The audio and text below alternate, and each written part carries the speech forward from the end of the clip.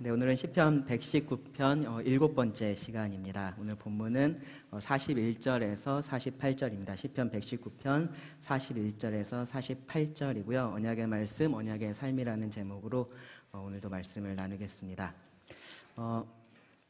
우리말에 염치라는 말이 있습니다. 염치 들어보셨나요? 네, 염치. 주로 이제 염치 없이 어떤 일을 한다 혹은 제가 염치 없이 이런 부탁을 합니다. 이제 그럴 때 많이 사용을 하는 표현인데요. 이제 사전을 찾아보니까 부끄러움을 아는 마음이라고 그렇게 정의가 되어 있더라고요. 그러니까 염치 없이 뭘 한다라고 사실 말을 하는 게 사실은 염치가 있는 거죠, 그렇죠? 예, 염치가 있을 때 그런 말을 합니다.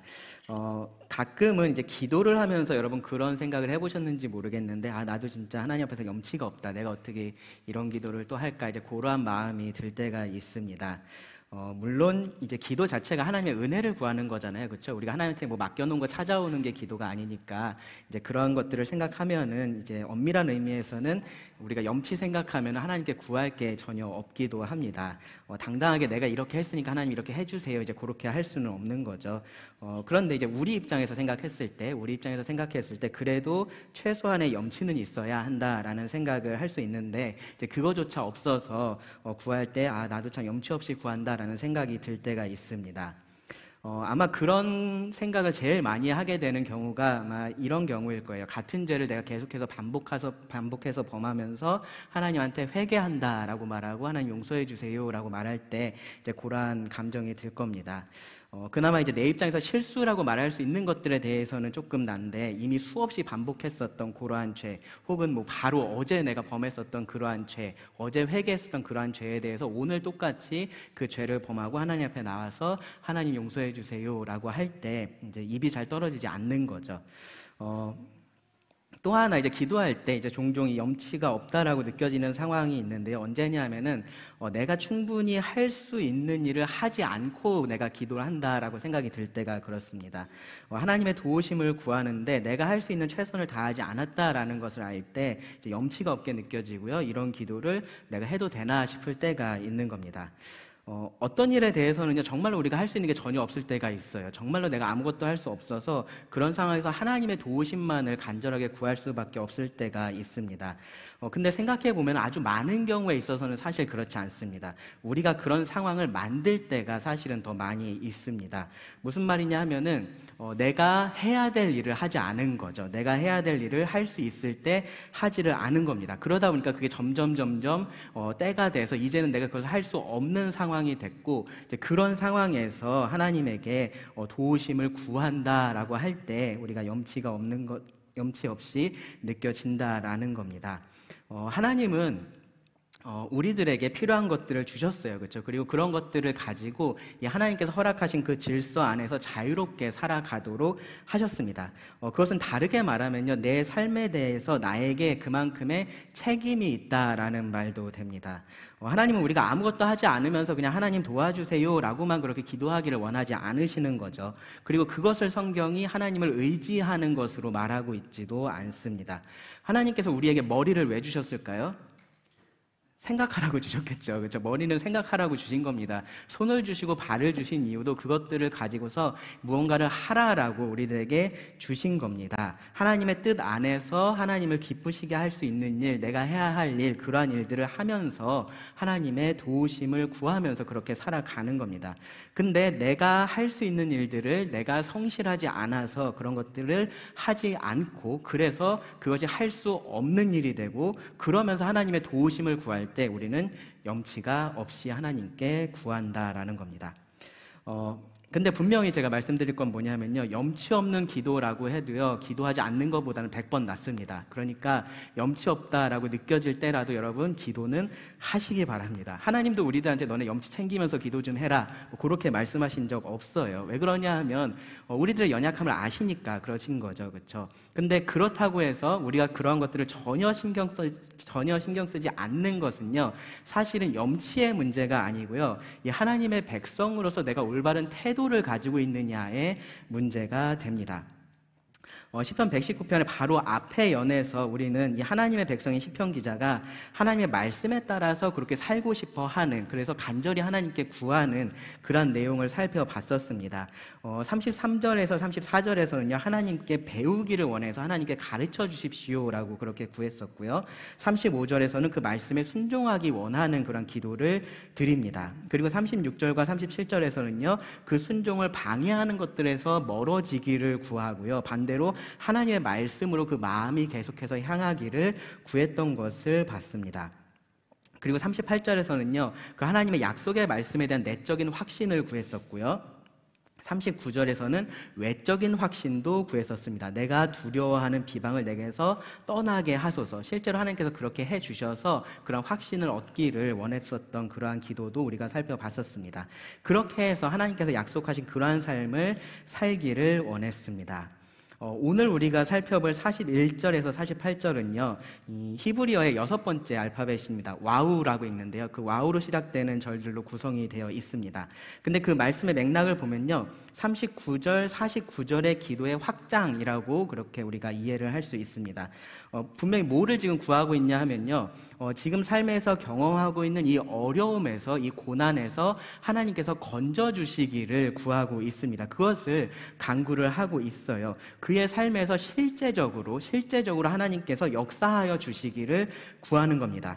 그런데 염치 없이 구하지 않습니다. 막무가내로 그냥 하나님 이거 해주세요, 그런 식으로 구하지 않습니다. 저는 하나님 말씀에 따라서 그동안 살지도 않았고 앞으로도 그렇게 할 생각 없는데, 근데 어쨌든 지금은 내가 힘드니까 저 좀 도와주세요, 그런 식으로 구하지는 않는다라는 겁니다. 그런 기도에도 하나님은 은혜를 베풀어 주실 수 있지만 그러한 태도가 하나님 백성이 합당한 태도는 아닌 거예요.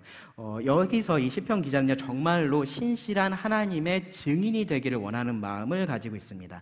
그리고 그런 마음으로 하나님의 도우심을 구하고 있습니다. 그리고 그런 태도가 우리가 하나님의 백성으로서 추구해야 할 삶의 모습이고요, 우리 삶의 태도가 됩니다. 말씀을 먼저 읽어보겠습니다. 41절부터 48절입니다. 여호와여, 주의 말씀대로 주의 인자하심과 주의 구원을 내게 임하게 하소서. 그리하시면 내가 나를 비방하는 자들에게 대답할 말이 있사오리니 내가 주의 말씀을 의지함이니이다. 진리의 말씀이 내 입에서 조금도 떠나지 말게 하소서. 내가 주의 규례를 바랐음이니이다. 내가 주의 율법을 항상 지키리이다. 영원히 지키리이다. 내가 주의 법도들을 구하였사오니 자유롭게 걸어갈 것이오며, 또 왕들 앞에서 주의 교훈들을 말할 때 수치를 당하지 아니하겠사오며, 내가 사랑하는 주의 계명들을 스스로 즐거워하며, 또 내가 사랑하는 주의 계명을 향하여 내 손을 들고 주의 율례들을 작은 소리로 읊조리리이다. 이 본문 내용은요, 크게 두 부분으로 나눠볼 수가 있습니다. 41절부터 44절까지는 이 신실한 증인의 기도라고 할 수 있고요. 그리고 45절부터 48절은 신실한 증인의 확신입니다. 이 신실한 증인의 기도와 확신을 우리가 말씀을 통해서 함께 살펴보겠습니다. 그리고 그것을 통해서 우리가 이 하나님의 백성으로서, 신실한 증인으로서 어떠한 태도를 가지고 살아가야 하는지 함께 배워보기를 원합니다. 먼저 41절은요, 가장 직접적인 기도라고 할 수 있습니다. 여호와여로 시작하죠. 여호와여, 주의 말씀대로 주의 인자하심과 주의 구원을 내게 임하게 하소서. 이것이 하나님께 드리는 기도다라는 것을 여호와여라고 부르면서 그 기도의 대상을 특정하면서 이 말씀이 시작이 됩니다. 그리고 그 기도의 내용은 뭐냐면요, 주의 인자하심과 주의 구원이 임하게 해달라라는 거고요. 그 기도의 근거는 어디에 있냐면은 주의 말씀입니다. 주의 말씀. 여기 말씀에 해당되는 단어는 다르게 번역을 하면 약속이라고도 할 수 있어요. 그리고 여기 보면 주의 인자하심을 표현을 하죠. 그렇죠? 인자하심, 시편에서 우리가 자주 봤었던 표현입니다. 헤세드를 말을 하고 있습니다. 그래서 하나님의 약속, 언약이 지금 그 단어 안에 내포가 되어 있습니다. 그래서 시편 기자는요, 지금 하나님의 그 언약의 백성으로서 합당한 근거를 가지고 와서 하나님의 도우심을 구하고 있는 그러한 상황이라고 우리가 볼 수 있습니다. 하나님은요, 이 애굽에서 이스라엘을 건져내시면서 뭐라고 말씀을 하셨냐면은, 내가 너희를 내 백성으로 삼고 나는 너희의 하나님이 되리니라고 그렇게 말씀을 하셨어요. 그리고 시내산에서 그들과 함께 언약을 체결하시면서 나는 너를 애굽 땅 종되었던 집에서 인도하여 낸 너의 하나님 여호와니라라고 그렇게 선포를 하셨습니다. 언약의 관계 안에 그렇게 들어가신 거죠. 이스라엘의 하나님이 되셨고 이스라엘은 하나님의 백성이 된 겁니다. 그 언약의 관계에 있어서 가장 중요한 것이 뭐냐 하면은 하나님의 함께 하심이에요. 하나님의 함께 하심. 하나님이 그 자기 백성과 함께 하신다라는 그 사실이 언약의 관계에 있어서는 가장 중요한 사실입니다. 이 언약은 계약하고 달라요. 계약이라는 것은 단순히 두 사람 사이에서 뭐를 하고 뭐를 하지 말고를 서로 약속하는 게 계약입니다. 근데 언약은 그렇지 않습니다. 언약은 그것 이전에 뭐가 중요하냐 하면은 관계적인 친밀함이 중요합니다. 그리고 그것 때문에 무엇을 하고 무엇을 하지 않고가 결정이 되는 겁니다. 그래서 하나님은요, 이 이스라엘 백성들에게 함께 하시겠다라고 말씀을 하셨고요. 그리고 그것을 무엇을 통해서 드러내셨냐면은 성막이라는 것을 통해서 드러내셨습니다. 그 성막에 하나님의 임재를 두셨고 그들과 함께 하심을 나타내셨습니다. 이 함께 하심이 가장 이 언약에서 중요한 것이었다라는 것을 알 수 있는 중요한 사건이 하나 있는데요. 뭐냐 하면은 금송아지 사건이에요. 금송아지 사건. 이 이스라엘 백성들이 금송아지를 만들어 놓고 이게 애굽에서 우리를 인도한 여호와다라고 하면서 그 금송아지를 예배를 했습니다. 그랬을 때 하나님께서 그들에게 진노하셨고 그들을 심판하셨어요. 그러면서 하나님께서 이 모세에게 백성들과 함께 이 시내산을 떠나서 약속의 땅으로 올라가라라고 말씀을 하십니다. 그러면서 뭐라 그러셨냐면요, 나는 너희와 함께 올라가지 아니하리니라고 하셨습니다. 나는 너희와 함께 올라가지 아니하리니. 그러면서 이런 말씀을 하세요. 여전히 너희를 내가 그 약속의 땅으로 이르게 할 거고 그 땅의 백성들 내가 쫓아내기는 할 거다. 여전히 내가 너희들에게 주겠다라고 한 그 복을 너희가 누리기는 할 거다라고 말씀을 하신 거죠. 그런데 나는 너희와 함께 가지는 않을 거다라고 말씀을 하신 겁니다. 이 언약에 있어서 가장 중요한 요소인 그 함께 하심을 하나님께서 거두겠다라고 말씀을 하셨던 거였고요. 모세가 그 말을 듣고 그 의미를 알았습니다. 그래서 모세가 어떻게 하나님께 말을 했냐면요, 주께서 친히 가지 아니하시려거든 우리를 이곳에서 올려보내지 마옵소서 라고 그렇게 구했습니다. 그리고 출애굽기 33장 16절을 보시면요, 이렇게 덧붙여서 말합니다. 나와 주의 백성이 주의 목전에 은총 입은 줄을 무엇으로 알리까? 주께서 우리와 함께 행하심으로 나와 주의 백성을 천하 만민 중에 구별하심이 아니니까. 하나님께서 자기 백성에게 주신 가장 중요한 언약은요, 바로 함께 하심이었던 겁니다. 함께 하심. 그리고 그 언약을 하나님은 그 말씀에, 하나님의 말씀에 기록해 두셨습니다. 그래서 하나님의 백성들은요, 이 말씀에 근거해서 하나님의 함께 하심을 구할 수가 있었던 겁니다. 그 하나님의 함께 하심은요, 때로는 복으로 나타나기도 하고요, 때로는 화로서 나타나기도 합니다. 순종하면요, 하나님께서 함께 하시는 것은 복으로서 그들에게 드러나고요, 만약에 불순종한다면 하나님의 함께 하심은 화로서 그들에게 드러날 것을 하나님께서 약속하셨기 때문에 그렇습니다. 여기 41절에서 시편 기자가 구하고 있는 것은 하나님의 복입니다. 하나님의 복을 구하고 있어요. 인자하심, 구원으로서 여기서는 표현을 하고 있는데요, 하나님의 도우심을 지금 구하고 있는 겁니다. 하나님의 함께 하심이 복으로서 나타나기를 지금 구하고 있는 겁니다. 그 도우심을 지금 인자하심이라고도 표현을 하고 구원이라고도 표현을 하고 있어요. 인자하심은 그 도우심의 동기를 지금 강조를 하고 있는 거고요, 구원은 도우심의 행위를 지금 강조를 하고 있는 겁니다. 시편 기자가요, 이 하나님이 인자하신 분이시다라는 그 사실을 지금 믿고 있고, 또 하나님이 지금 이 그의 고난 가운데서 그를 구원하실 수 있다라는 것도 믿고 있습니다. 그리고 거기에 한 가지 더해서 자기는 스스로를 구원할 수 없다라는 사실도 알고 있습니다. 그래서 지금 구하는 것이 내게 임하게 하소서입니다. 내게 임하게 하소서. 내가 거기로 갈 수 없으니까 그것이 나에게 오게 해 주십시오라고 지금 그렇게 구하는 겁니다. 하나님께서 그 언약에 따라서 인자하심을 나타내시고 그 구원을 나타내시지 않는다면, 그 인자하심과 구원을 나에게 오게 하지 않으시면 내가 이 상황을 벗어날 수 없습니다 라는 생각이 지금 이 안에 깔려 있는 겁니다.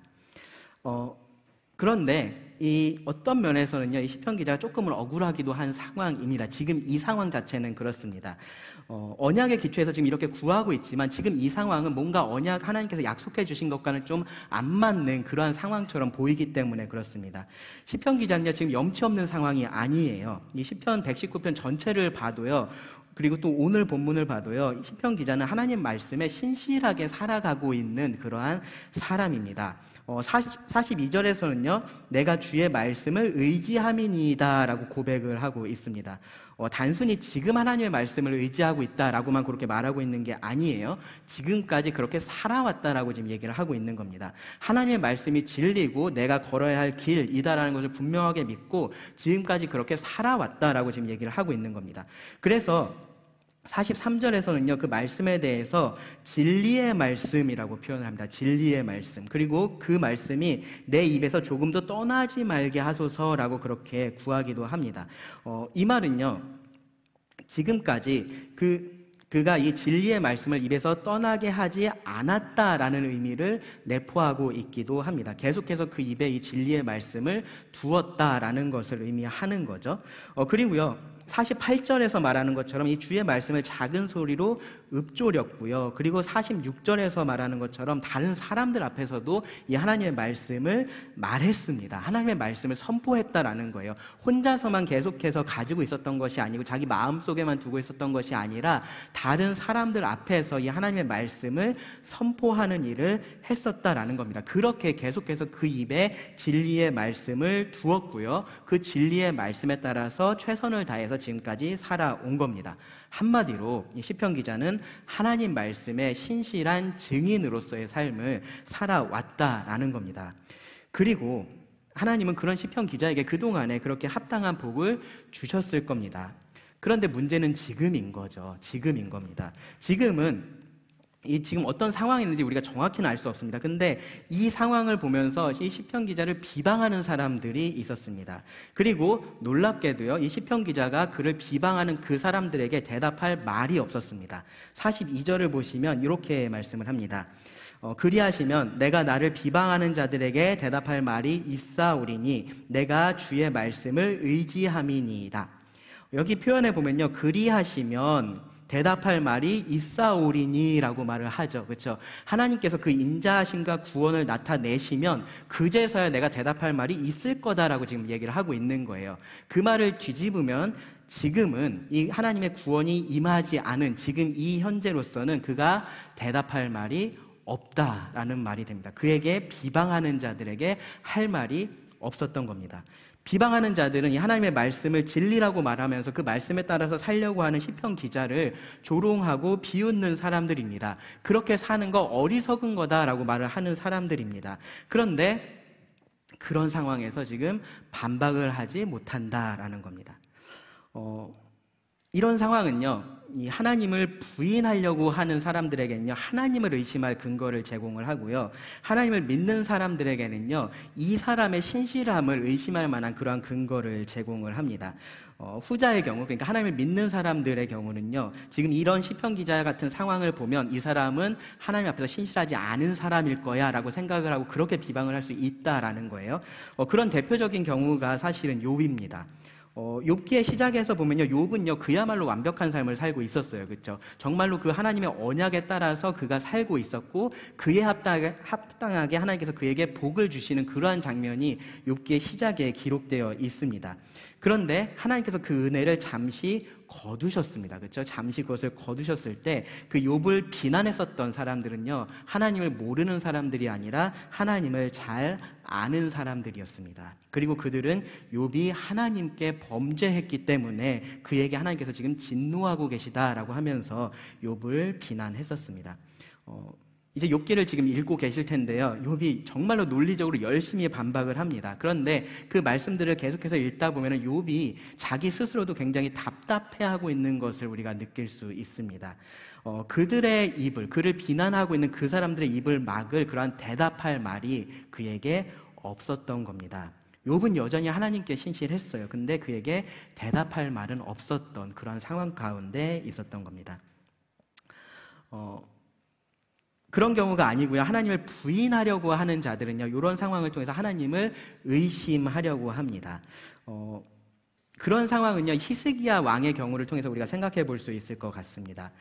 유다 왕 히스기야 제14년에 이 당시에 그 대국이라고 할 수 있었던 아수르가 침략을 해왔습니다. 그래서 유다의 그 주요 성들을 하나하나 다 점령을 하고요. 그리고 그 수도인 예루살렘까지 진격을 해왔었습니다.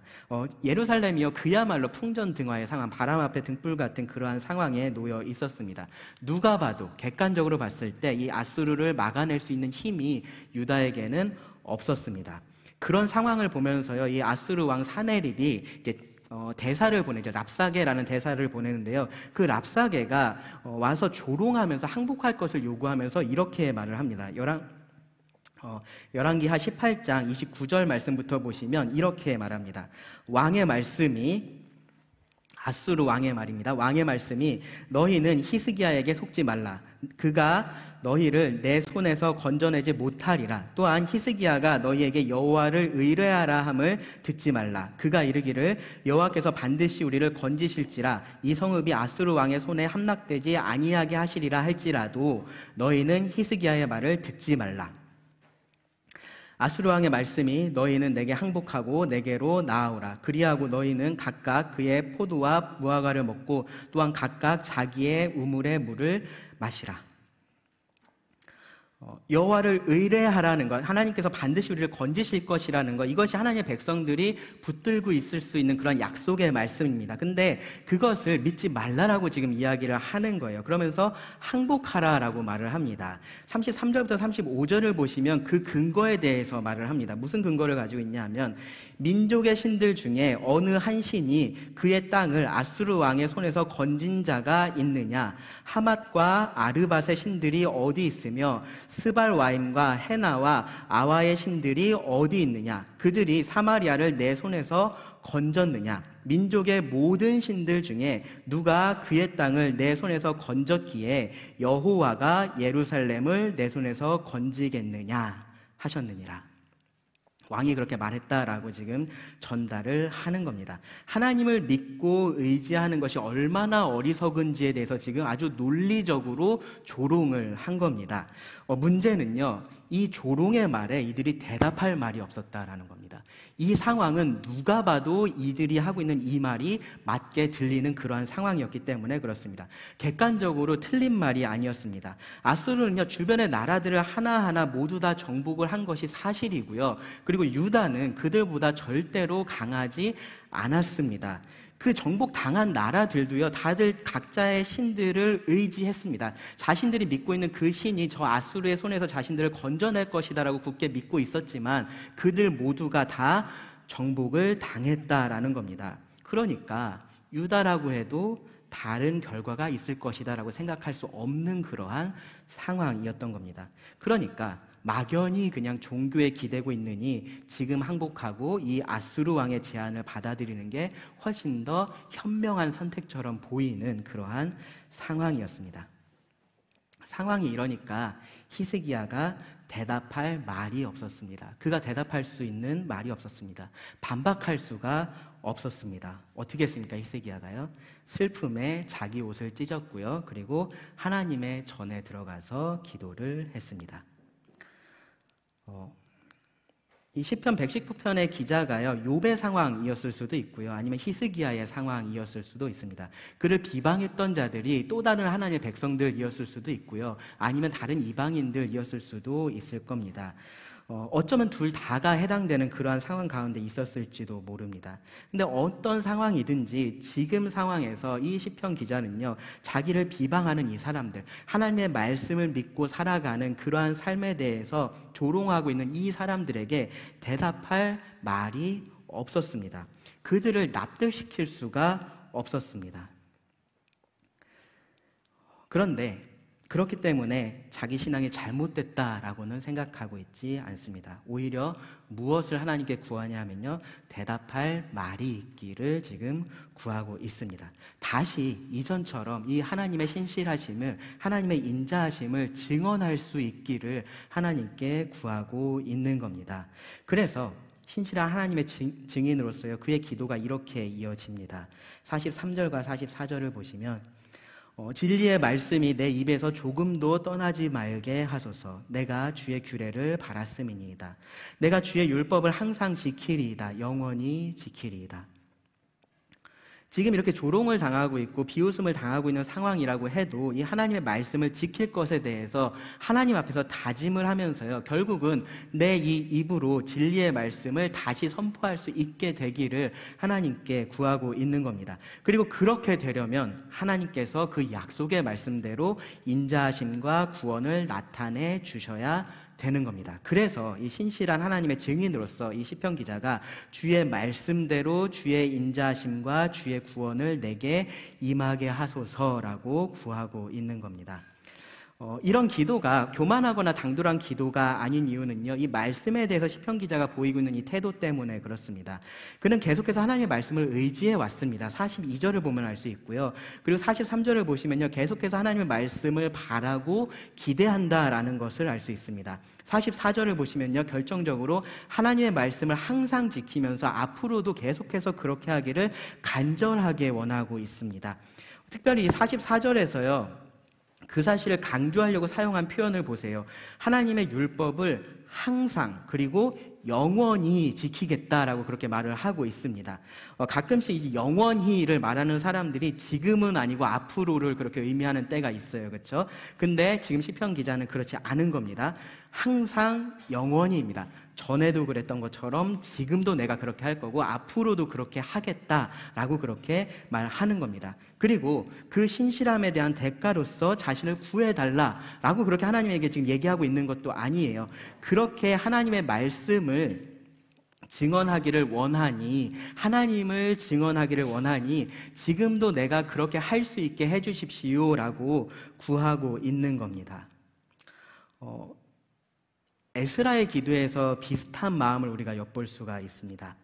에스라는요, 백성들을 이끌고 그 다시 약속의 땅으로 돌아갈 때요, 금식을 선포하면서 다 같이 기도할 것을 그렇게 선포를 했습니다. 그러면서 하나님께 평탄한 길을 구했어요. 그리고 그 이유를 이렇게 설명을 했었습니다. 에스라 8장 22절을 보시면, 이는 우리가 전에 왕에게 아뢰기를 우리 하나님의 손은 자기를 찾는 모든 자에게 선을 베푸시고 자기를 배반하는 모든 자에게는 권능과 진노를 내리신다 하였으므로 길에서 적군을 막고 우리를 도울 보병과 마병을 왕에게 구하기를 부끄러워 하였음이라. 에스라는 율법에 능숙한 학자였다라고 말을 합니다. 그 에스라는요, 하나님의 약속의 말씀을 잘 알았고요, 그리고 그것에 따라서 살아오고 있었던 겁니다. 이 포로된 땅에서 하나님의 그런 신실한 증인으로서 그러한 삶을 지금까지 살아왔었던 겁니다. 그리고 지금 이 순간은 무슨 순간이었냐 하면은 그가 그동안 계속해서 증언해 왔었던 그 말을 확증해야 되는 상황이 됐었던 겁니다. 에스라를 비방하는 사람들이 있었는지는 우리가 알 수 없습니다. 근데 그렇다고 상관없이요, 지금 이 상황에서 왕의 도움을 구하는 것을 그는 수치라고 생각을 했습니다. 그렇게 할 경우에 대답할 말이 없겠다라는 생각을 했었던 겁니다. 단지 평탄한 길을 얻는 것이 에스라에게 중요했었던 것이 아니에요. 거기에 뭐가 달려 있었냐면 하나님의 명예가 달려 있었다라는 것이 중요합니다. 그가 그동안 하나님의 말씀에 의지해서 이 사람들에게 선포했었던 그 증언이 사실로 드러나느냐 그렇지 않느냐가 그에게 중요했었습니다. 그래서 하나님께 평탄한 길을 구했고요, 하나님은 그의 기도에 응답해 주셨습니다. 시편 기자도요, 지금 그 에스라와 같은 마음으로 하나님의 도우심을 구하고 있는 겁니다. 단순히 자기가 좀 편하고 싶어서 지금 괴로우니까 하나님 좀 도와주세요가 아닌 거예요. 말씀에 순종하면서 신실하게 살아온 사람으로서 그 말씀의 신실한 증인이 되기 위해서, 앞으로도 계속해서 그렇게 할 수 있기를 위해서 하나님의 도우심을 구하고 있는 겁니다. 말씀의 증인으로 살아오지 않았으면요, 사실 이 고난이라는 것과 하나님의 말씀이 사실 별로 관련이 없었을 겁니다. 그가 당하고 있는 그 고난하고요, 하나님의 말씀은 별로 상관이 없었을 겁니다. 신실한 증인으로 살아오지 않았으면요, 대답할 말 같은 거 원래부터 없었을 겁니다. 그런데 시편 기자는요, 하나님의 말씀이 그에게 있어서 가장 중요하다라는 것을 계속해서 그 삶 가운데 나타내면서 살았고요. 그것을 다른 사람들도 알고 있었습니다. 그렇기 때문에 그에게 대답할 말이 필요했고 그것을 위해서 하나님께 구하고 있는 겁니다. 우리 삶이 이래야 되고요. 그것에 따른 우리의 기도도 이렇게 되어야 됩니다. 41절부터 48절에 가장 첫 글자로 계속 사용된 이 히브리어 알파벳이 제가 처음에 와우라고 말씀드렸잖아요. 그 와우는요, 사실은 접속사이거든요. 그래서 문맥에 따라서 여러 가지로 번역이 되는데 대부분은 그리고로 번역이 됩니다. 그리고입니다. 그리고 여기 문맥에서는요, 반드시 그리고를 의미하고요, 또한 그래서를 의미한다라고 볼 수 있습니다. 이 시편 기자의 기도와 그의 삶이요, 그러나 혹은 그래도로 연결되어 있지 않았었던 겁니다. 그의 삶과 그의 기도가 그리고로 연결이 되어 있었습니다. 하나님, 제가 비록 이렇지만 그래도 은혜를 베풀어 주십시오가 아니었던 거예요. 그의 삶은 하나님의 말씀에 신실한 삶이었고요, 그래서 그는 그에 합당한 기도를 드릴 수가 있었던 겁니다. 하나님을 믿는 자의 삶과 기도가 그래야 된다라는 겁니다. 하나님의 신실한 증인으로서의 삶을 살고요, 그리고 이렇게 하나님의 도우심을 구할 수 있어야 됩니다. 이어지는 45절부터 48절에서는요, 이 신실한 증인의 확신에 대해서 우리가 몇 가지를 살펴볼 수가 있습니다.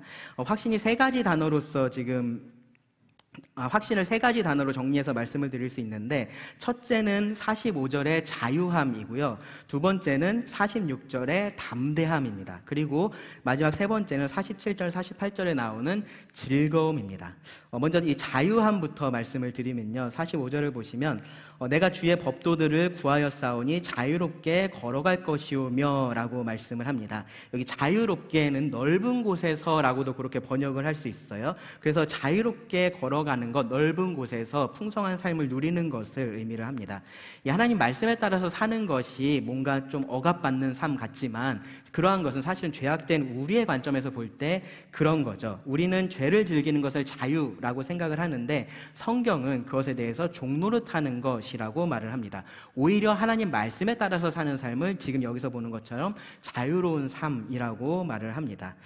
정말로 그렇습니다. 죄라는 것은요, 우리를 얽매고요, 그리고 그 종이 되게 만듭니다. 그게 없으면 살 수 없을 것처럼 우리를 착각하게 만들어요. 잠깐의 쾌락이 있는데요, 잠깐 지나면 후회할 것을 지금 추구하게 만드는 것이 죄입니다. 정말로 중요한 것과 지금 원하는 것 사이에서 계속해서 지금 원하는 것만 선택하게 만드는 것이 죄라는 겁니다. 지금 원하는 것만 선택을 하니까 이 중요한 것을 놓치는 겁니다. 죄 안에서 이 자유를 추구한 사람들은요, 결국은 자유롭지 못하고요, 행복하지 못합니다. 예수님은 뭐라고 말씀하셨냐면요, 진리를 알지니 진리가 너희를 자유롭게 하리라 라고 하셨습니다. 정말로 우리를 자유롭게 하는 것이 하나님의 말씀, 이 하나님의 진리의 말씀이기 때문에 그렇습니다.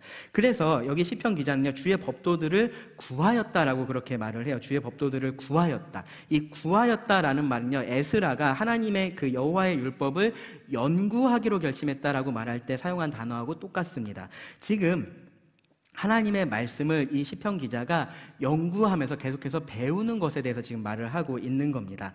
지금은 이 대답할 말이 없어서 답답한 상황 가운데 있을지도 모르지만, 그것이 이 말씀을 따르는 삶의 결론이라고는 생각하고 있지 않은 겁니다. 그가 확신하는 것은요, 이 하나님의 말씀을 더 알고 말씀에 따라서 사는 것, 그것이 진정한 자유를 누리는 참된 삶이다라는 겁니다. 그것을 확신하고 있습니다. 이 고난이, 지금의 이 어려움이 그 깊은 확신을 흔들 이유가 되지를 못합니다. 다음으로 46절에서는요, 담대함을 표현을 하는데요, 증인으로서의 담대함입니다. 또 왕들 앞에서 주의 교훈들을 말할 때 수치를 당하지 아니하겠사오며, 이 말씀이요, 방금 전에 제가 앞에서 말씀드렸던 그 에스라의 경우하고 잘 어울리죠, 그렇죠? 그리고 그때 왕궁에 있었었던 그 다니엘의 경우하고도 잘 어울린다라고 할 수 있습니다.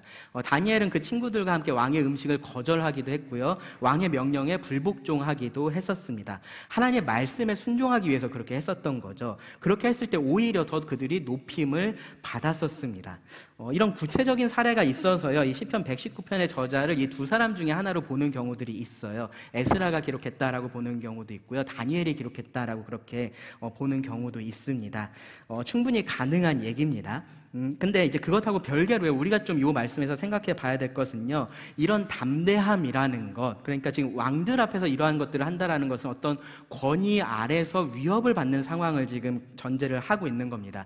그런 상황에서 담대하게 이렇게 하나님의 말씀을 신뢰하면서 하나님의 말씀을 전하는 것, 이것은요, 하나님의 백성들에게서 우리가 좀 공통적으로 볼 수 있는 그러한 모습이다라는 겁니다. 실제로 많은 하나님의 백성들이 이 권위의 위협에 굴하지 않고 하나님의 말씀을 선포했었습니다. 그러한 것들을 우리가 성경에서만 볼 수 있는 게 아니라 우리가 이 기독교의 역사를 통해서도 볼 수 있습니다. 예수님은 두려워할 자를 두려워하라 라고 말씀을 하셨고요, 제자들에게 담대해야 할 것에 대해서 말씀하면서 이런 말씀도 하셨습니다. 마가복음 8장 38절에서 말씀하셨는데요, 누구든지 이 음란하고 죄 많은 세대에서 나와 내 말을 부끄러워하면 인자도 아버지의 영광으로 거룩한 천사들과 함께 올 때에 그 사람들을 부끄러워하리라. 부끄러워하지 말라라고 말씀하신 겁니다. 이 나의 말을 부끄러워하지 말라라고 말씀하신 겁니다. 복음을 전하는 데 있어서 하나님의 말씀에 따라서 사는 것을 부끄러워하지 말 것을 말씀을 하신 겁니다. 예수님의 이 말씀처럼요, 제자들은 권세자들 앞에서 무릎 꿇지 않았습니다. 베드로와 요한은요, 공회에 잡혀가서 위협을 당했을 때 이렇게 말을 했습니다. 베드로와 요한이 대답하여 이르되 하나님 앞에서 너희의 말을 듣는 것이 하나님의 말씀 듣는 것보다 옳은가 판단하라. 우리는 보고 들은 것을 말하지 아니할 수 없다 하니.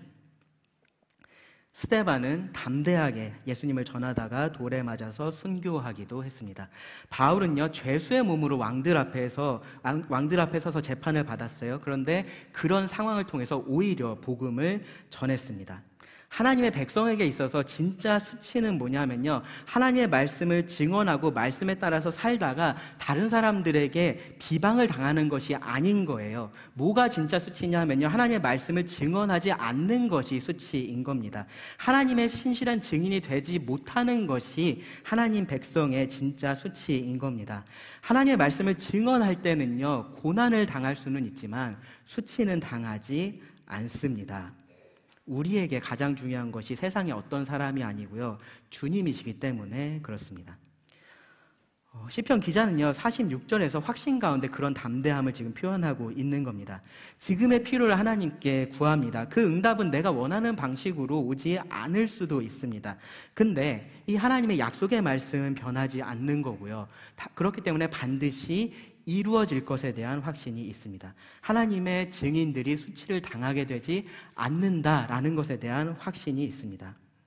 그렇다면 여전히 우리는요, 하나님의 신실한 증인으로서 살아갈 수 있는 거고요, 또 그렇게 해야 되는 겁니다. 세 번째로요, 47절과 48절을 보시면요, 이 시편 기자가 하나님의 말씀의 증인으로서 누릴 그런 즐거움에 대한 확신을 언급을 합니다. 내가 사랑하는 주의 계명들을 스스로 즐거워하며 또 내가 사랑하는 주의 계명들을 향하여 내 손을 들고 주의 율례들을 작은 소리로 읊조리리이다. 지금 시편 기자를 비방하는 자들은 이 하나님의 말씀 때문에 그를 비방하고 있다라고 할 수 있습니다. 그가 직면한 이 고난은요, 이 말씀에 대한 의구심을 가지게 만들 수도 있는 그런 상황이었고요, 또 그 말씀을 주셨던 하나님에 대한 신뢰를 떨어뜨릴 수도 있는 그러한 상황이었습니다. 그런데 이 시편 기자의 말을 보면은 그렇지 않습니다. 오히려 하나님의 말씀을 즐거워한다라고 선언을 합니다. 말씀 때문에 고난을 받는 사람이 이 말씀을 사랑한다라고 말을 하고 있습니다. 그 말씀을 향해서 손을 들고 말씀을 계속해서 묵상한다, 작은 소리로 읊조린다라고 말을 합니다. 여기 손을 든다라는 것이 여러 의미가 될 수 있는데요, 근데 성경에서 여러분들 가만 말씀을 머릿속으로 좀 떠올려 보시면 손을 든다라고 말할 때 이런 비슷한 맥락에서 항상 그 대상이 누군지 아세요? 하나님입니다. 그렇죠? 하나님을 향해서 손을 든다라는 표현이 성경에는 자주 나옵니다. 근데 여기서는 그 대상이 하나님의 말씀인 겁니다. 하나님을 찾고 예배하는 그러한 마음으로 지금 이 하나님의 말씀을 그렇게 찾겠다라고 하는 겁니다. 왜냐하면 이 말씀이 곧 하나님을 보여주기 때문에 그렇습니다. 그래서 시편 기자는요, 이런 말씀에 대해서 두 번이나 내가 사랑하는 이라고 수식어를 붙이고 있습니다. 하나님을 사랑하는 사람이기 때문에 하나님의 말씀도 사랑할 수밖에 없습니다. 그리고 그렇기 때문에 이 말씀 때문에 어떤 어려움을 당한다라고 해도요, 내가 하나님을 사랑하기를 그치지 않는 이상 이 하나님의 말씀에 대한 사랑도 그칠 수는 없는 겁니다. 그래서 이 어려움이 있는 것이 오히려 더 말씀을 가까이 하게 하고요, 그리고 더 기뻐하게 만들었습니다. 결국은 그 말씀이 그에게 힘을 주고 위로를 주고 지혜를 주기도 하기 때문에 그렇습니다. 그의 확신을 보면요, 시편 기자는요, 어쩔 수 없이 말씀 읽고 어떻게든 순종 좀 해보려고 노력하고 그렇게 하지 않습니다. 하나님의 신실한 증인으로서 이 말씀을 사랑하고 있고요, 말씀을 즐거워하고 있고요, 그렇기 때문에 순종하기를 원하고 있습니다. 말씀과 말씀을 주신 하나님에 대한 확신이 있기 때문에 그렇습니다. 하나님께서 이 말씀으로 자신을 참된 삶으로 이끌 것이다 라는 것에 대한 확신이 있기 때문에 그렇습니다. 우리도 똑같습니다. 우리도 그 확신 가운데 기뻐하면서 그 길을 걸을 수 있습니다. 오늘 이 시편 본문을 통해서요, 이 하나님의 구원하심을 구하는 시편 기자의 기도를 살펴봤고요, 그리고 그 가운데서 그가 보여줬던 확신에 대해서도 좀 살펴봤습니다. 이것을 통해서 우리가 좀 스스로를 좀 돌아봤으면 좋겠습니다. 초반에 제가 말씀을 드렸었던 것처럼 우리는 어쩌면 이 하나님 앞에서 염치 없는 삶을 살고 있기 때문에 그런 염치 없는 기도를 자꾸 할 수밖에 없는 것일 수도 있습니다. 앨런 로스라는 학자는요, 이런 말을 했습니다. 하나님의 말씀에 담긴 약속이 성취되기를 기도하면서 그 말씀에 순종하지 않는 것은 위선적인 신앙이다. 하나님의 말씀에 그런 약속이 성취되기를 우리가 기도합니다. 그렇죠? 하나님 이런 것들을 저에게 이루어 주십시오. 내 삶 가운데 이런 것들을 나타내 주십시오라는 기도를 합니다. 그런데 그런 기도를 하면서 정작 그 말씀에는 내가 지금 순종하고 있지 않다면 그것은 위선적인 신앙이다라는 거예요. 하나님 말씀에 따라서 살기를 노력하지 않고요, 그리고 그로 인해서 당하는 어려움은 견디려고 하지 않으면서 하나님 이렇게 말씀하셨잖아요, 그러니까 제 기도를 들어주세요 라고 기도하는 것은 사실은 염치 없는 것을 넘어서서 그것은 위선적인 것이다 라는 거고요, 그리고 사실은 더 나아가서 어쩌면 신앙이 없는 것일 수도 있습니다. 왜 그러냐 하면요, 그저 하나님을 나의 이익을 위해서 이용하고 싶은 마음만 그 안에 있는 것일 수 있기 때문에 그렇습니다. 시편 기자는 이 말씀으로 인한 고난 속에서도요, 여전히 하나님에 대한 확신 가운데 기도하면서 계속해서 그 말씀을 붙들었습니다. 그가 그렇게 할 수 있었던 것은요, 하나님께서 약속을 주셨고, 그리고 그 약속을 이 말씀에 확실하게 기록해 두셨기 때문이다라고 말할 수 있습니다. 그리고 시편 기자가 그 말씀을 사랑해서 계속해서 읽고 묵상하고 순종했기 때문이라고 할 수 있습니다. 자, 우리에게 하나님의 약속이 있을까요? 네, 우리에게 하나님의 약속이 있습니다. 우리에게 그 약속을 기록한 말씀이 있나요? 네, 우리 눈앞에 있습니다. 그렇다면요, 우리도 이 시편 기자와 같은 깊은 확신 가운데 기도하면서 이 하나님의 말씀을 붙들 수 있습니다. 하나님께서 우리에게 무언가 더 말씀을 해주셔야 하는 게 아닌 겁니다. 하나님께서 무언가 나에게 더 특별한 무언가를 보여주셔야지만 내가 그렇게 할 수 있는 것이 아닌 거예요. 특별히요, 우리에게는요, 하나님께서 예수님을 통해서 이거보다 더 확실할 수 없을 정도로 그 사랑과 약속을 나타내 주셨습니다. 우리가 할 일은 뭐냐면요, 바로 그 말씀의 신실한 증인이 되는 겁니다. 이 말씀에 대한 확신 가운데 우리의 삶과 우리의 말로써 신실한 증인의 삶을 살아가는 겁니다. 그리고 그렇게 할 수 있기를 하나님께 구하는 겁니다. 기도하고 말씀을 마치겠습니다. 하나님, 우리가 하나님의 신실한 증인들이 되기를 원합니다. 고난 때문에 침묵하는 자들이 되지 않고 오히려 더욱 말씀으로 인해서 기뻐하며 하나님께서 허락하신 이 길을 자유롭게 걸어갈 수 있기를 원합니다. 그런 우리 삶에 하나님께서 은혜 내려주시기를 구합니다. 하나님께서 그 함께 하심을 나타내셔서 하나님의 살아계심을 온 세상이 알게 하여 주시기를 원합니다. 하나님, 우리를 주의 신실한 증인들로 사용하여 주시기를 구합니다. 들은 말씀을 주님께 의지하며 예수님 이름으로 기도드립니다.